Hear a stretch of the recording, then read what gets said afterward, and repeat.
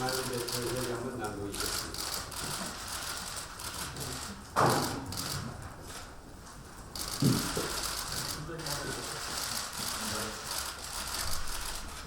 고맙습니다. 하루하루 견디기 어려운 날입니다. 4.16 참사 이후 21하루가 지났지만 아직도 숨쉬려는 차가운 바다에 잠겨 있습니다. 4.16 참사 이후 21하루가 지났지만 대한민국의 시대는 4월 16일에 멈춰 서 있습니다. 4월이 가고 5월이 왔지만 어린이날에도 우리는 아이들과 환한 웃음을 나누지 못합니다. 눈물과 분노, 자책과 한탄과 부끄러움으로 보낸 수고를 보였습니다. 어른이라서, 정치인이라서, 야당 대표라서 그저 죄스러운 숨을 흘렸습니다. 희생자와 실종자, 그 가족분들에게 그리고 모든 국민들에게 다시 한번 위로와 사죄의 말씀을 드립니다. 그러나 정치는 우리까지 언제까지나 슬픔에 잠겨 주저앉아 있을 수는 없습니다. 잘못된 것을 잘못됐다고 말하고 부끄러운 내 나라를 다시 바로 세우기 위해서 우리는 더 열심히 일해야 합니다. 안심사명, 사람 귀한 줄 아는 대한민국을 세우기 위해서 정치하는 사람들로서 더 열심히 일해야 합니다. 국민의 생명권과 행복권을 철저히 보장하는 새로운 나라, 인간 안보를 최우선으로 하는 우리나라를 만들어가기 시작해야 합니다. 이를 위해서 첫째, 박근혜 대통령과 정부에게 요구합니다. 무엇보다 실종자를 찾고 수습하는 일, 정부의 세심한 배려가 느껴지도록 이제라도 진정성을 담아서 최선을 다하는 모습을 보여주시기 바랍니다. 희생자와 실종자 가족을 위로하고 보살피는 일, 구조와 수습에 최선을 다하는 구조요원, 잠수요원들의 관리에도 만전을 기해주시기 바랍니다. 야당도 이에 적극 협력하겠다고 여러 번 말씀드린 바가 있습니다. 대통령의 사과는 시작이 됩니다. 대통령이 국민께 사과하고 국가 안전처 등의 즉흥적인 대책을 내놓는 것으로 상황을 마무리하려고 해서는 안 됩니다. 빨리빨리 적당히가 불러온 불행을 빨리 적당히 매듭지으려 한다면 대통령과 정부는 국민들로부터 다시는 신뢰받지 못할 것입니다. 정부의 무능과 무책임에 대한 국민적 분노를 이해한다면 정부 차원의 셀프 대책 마련만을 고집해서는 안 될 것입니다. 정부는 국회가 주도하는 법안국가적위원회의 결론을 수용하겠다는 자세가 필요합니다. 정부 조직 개편 역시 국회가 입법을 통해서 결론될 일입니다. 책임을 묻는다면서 선장과 선언, 선주와 특정 종교 집단의 비리를 밝히고 처벌하는 것만으로는 국민의 분노를 피할 수 없습니다. 사고 발생 이후 정부가 드러낸 무능과 무책임에 대해서 반드시 책임을 물어야 합니다. 장관 몇 명을 갈아치우는 것으로 책임을 물었다고 해서는 안 될 것입니다. 희생자 유가족들은 특검을 요구하고 있습니다. 살릴 수 있었던 아이들과 승객들을 살려내지 못한 책임을 가리는 일은 정부에서 자유로운 특검이 맞는 것이 타당하다는 것입니다. 정부에 대한 깊은 불신이 바탕하고 있습니다. 해경과 해수부, 안전행정부와 NSC 등의 비리 관리 체계에 문제가 없었는지에 대해서도 수사가 있어야 할 것입니다.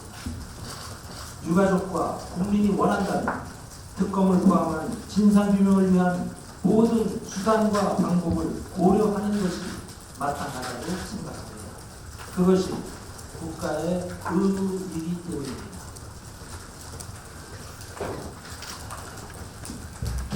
이어서 안철수 대표의 의견을 나누고 있습니다. 둘째, 새누리당과 국회에 요구합니다.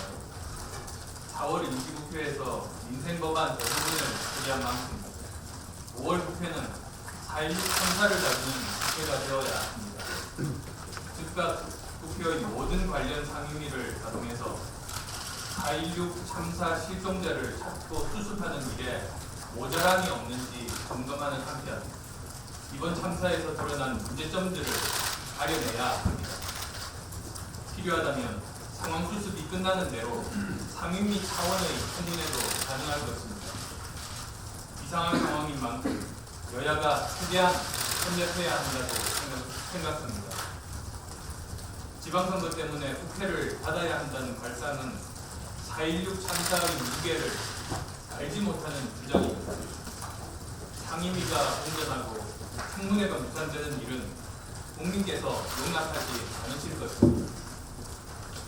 6월에는 국회에 4.16 참사 국정조사 특별위원회를 구성해서 일해야 합니다.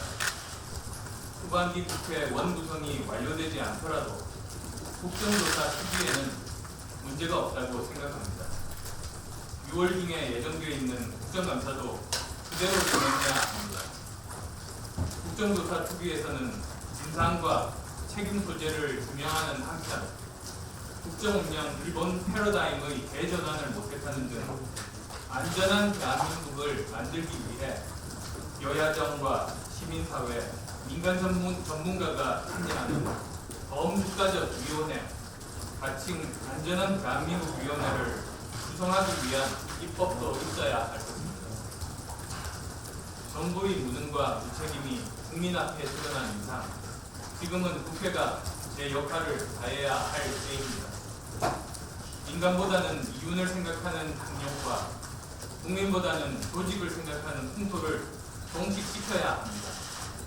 관료 카르텔의 타파는 물론이고 국민의 안전과 삶을 위협하는 모든 기득권을 물리치는 작업이 있어야 합니다. 올해 국회는 여름휴가 없는 상시국회, 비상국회가 되어야 한다는 점 다시 한번 강조합니다. 셋째, 국민께 약속드립니다.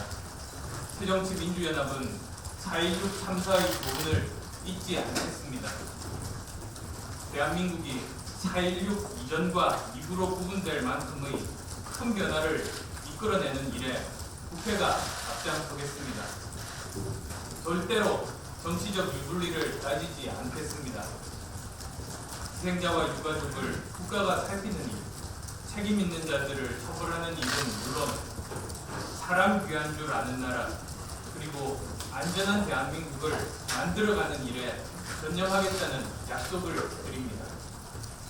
다시 한번 희생자와 실종자, 그 가족들, 구조활동에 애쓰다가 숨진 구조대원 그리고 국민 여러분께 애도와 사죄의 말씀을 드립니다. 아울러 21일 동안이나 생명의 위험을 무릅쓰고 실종자 구조를 위해 노력해오신 잠수 요원 등 구조 대원들, 수많은 자원봉사자들께도 진심으로 감사의 말씀을 드립니다. 많은 국민의 걱정과 분노, 또 위로와 격려의 마음을 모아내서 안전한 대한민국을 만드는데 제1야당으로서 최선을 다하겠다는 다짐 다시 한번 말씀드립니다. 고맙습니다. 그리고 이어서 광주 공천에 대해서 한 말씀 드리겠습니다. 이성훈 정치권 밖의 새로운 인물을 발탁하는 것이 전략공천입니다. 당내에도 과거 전략공천으로 정계에 입문해서 큰 정치인이 되신 분들이 많이 계십니다. 여기 언론 기자분들 잘 아실 겁니다. 윤장현 후보는 30년간 시민운동, 인권운동에 앞장선 시민운동가입니다. 권위적인 관료 리더십이 아닌 낮은 자세로 광주 시민들과 소통할 수 있는 시민의 리더십을 실천할 수 있는 분입니다. 즉 광주의 박원순이 될 수 있는 분이라고 생각합니다. 또한 군 공무기관을 제외하고는 광주를 떠나지 않고 활동을 하신 광주 토박입니다. 5.18 기념재단 창립이사 등 활동으로 광주항쟁의 역사적 의미를 국가적으로 인정받게 만드셨고, 그리고 광주시민단체 협의회 공동대표 등 활동을 통해서 시민사회 영역에서 광주 정신을 재창조하는 일에 앞장서셨습니다. 즉, 새정치민주연합이 추구하는 가치에 맞는 인물이라고 평가합니다. 결론적으로 시민과 함께하는 인물을 키워야 한다는 광주 시민의 바람에 가장 부합하는 인물로서 광주의 새로운 변화를 만들 수 있겠다고 생각합니다. 광주 시민들께서도 새로운 인물을 키워주실 거라고 믿습니다. 네, 감사합니다. 네, 고맙습니다.